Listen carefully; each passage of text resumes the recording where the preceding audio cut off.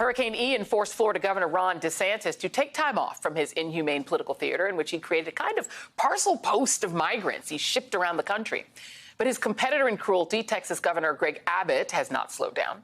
One of his reverse Freedom Ride buses dropped off roughly 50 brown migrants in front of the vice president's residence in Washington, D.C. today. Many told NBC News they, like DeSantis' duped exports, are Venezuelan. Abbott was apparently undeterred by criticism of his performative sadism from his Democratic opponent, Beto O'Rourke, in their first and only debate on Friday, which, by the way, was held with no audience at Governor Abbott's request. This hateful rhetoric, this treating human beings as political pawns, talking about invasions in Texas, Texans defending themselves, that's how people get killed at the Walmart in El Paso. The gentleman in Hudspeth that we just learned about yesterday. This is incredibly dangerous for Texas and is not reflective of our values. Meanwhile, in the height of irony, after Ron DeSantis tapped into $12 million from Florida's budget to fly several dozen Venezuelan migrants from Texas to Martha's Vineyard. According to the conservative tabloid of the New York Post, Venezuelan migrants in New York said they were being recruited to head to Florida to assist with Hurricane Ian cleanup. Irony is dead. And while much still remains unknown about the details of DeSantis' state-sponsored human trafficking, the New York Times unmasked a critical alleged player. Until now, little has been known about the woman whom migrants said identified herself only as Perla when she solicited them to get on those flights. A person briefed on the San Antonio Sheriff's Office investigation into the matter told the New York Times that the person being looked at in connection with the operation is a woman named Perla Huerta. The report notes Ms. Huerta, a former combat medic and counterintelligence agent, was discharged last month after 2 decades in the U.S. Army that included several deployments to Iraq and Afghanistan, according to military records.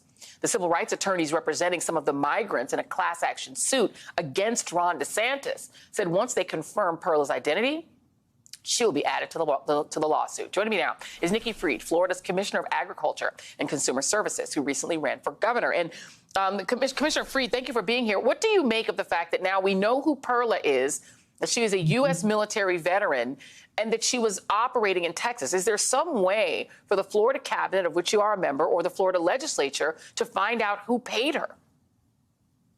Yeah, we have very strict laws here in the state of Florida that are called sunshine laws, that you're supposed to be able to petition the governor for records. Well, that doesn't happen under our Governor DeSantis administration. I can't tell you how many times in the last 3.5 years I have sent public records requests asking for additional information. And that's part of the problem.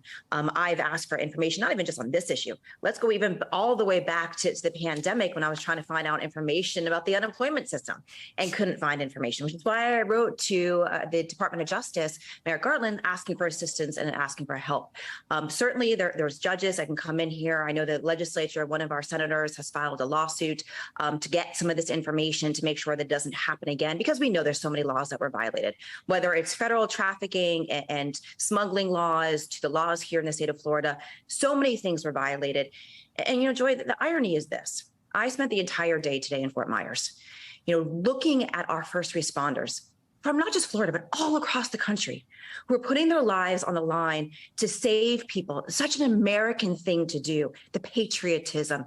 And yet we have a governor who does the most unpatriotic and un-American thing humanly possible. The juxtaposition between what is happening in the state of Florida is not getting lost on a lot of us. And you do have a lawsuit that has been filed and against Ron DeSantis. There are external lawsuits by the migrants themselves, but there's also internally.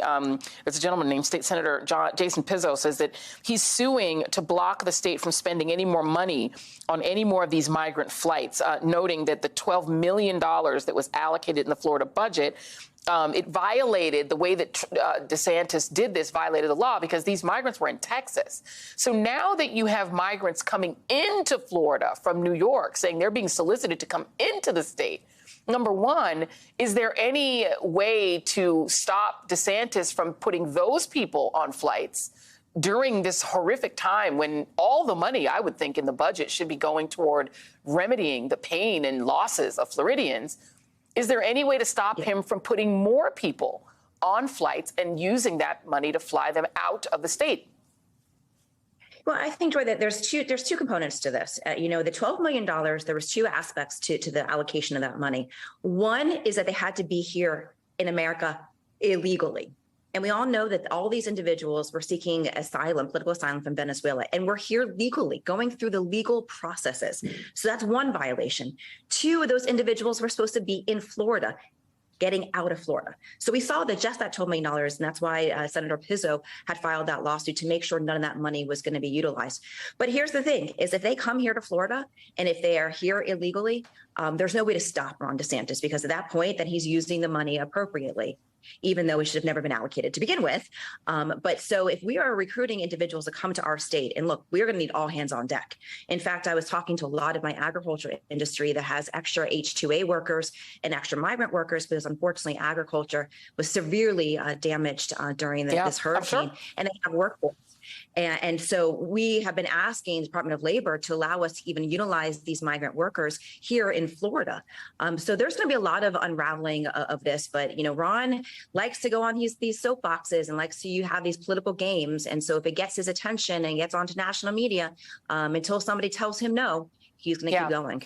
I want to note that NBC News reports that this moving company that they used that was getting the air charter company that was used to just fly these immigrants out has contributed money to some top folks in the Republican Party, including Matt Gaetz and his former partner, who's now the public safety czar in charge of immigration policy, Larry Keefe. Is there an internal investigation that will look into the connections between this private charter company and people like the congressman and your public safety czar? Yeah, of course.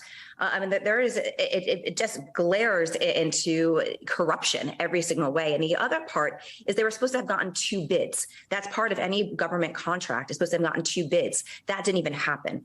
And so now you're seeing that this plane, this airline, that I think almost $1.5 million has now gotten into their pockets, has direct connections to a congressman in the Panhandle, Congressman Gaetz, as well as and let's also not forget this too, Larry Keefe was Matt Gaetz's law partner.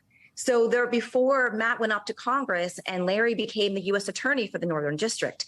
So the amount of corruption and intertwining between all of these players needs to be investigated. We are just at the very, very beginning of trying to unravel all of this. And so thank you to all the reporters out there who are doing their jobs. We have been unable to get records. So God bless anybody who's able to get records from Ron DeSantis' administration. And it's a lot to have to do when the obviously top concern is trying to help the folks in particularly Lee County and all of the areas that were so hard hit by Hurricane Ian. Commissioner Nikki Fried, thank you for taking some time out to talk to us tonight. Much appreciated.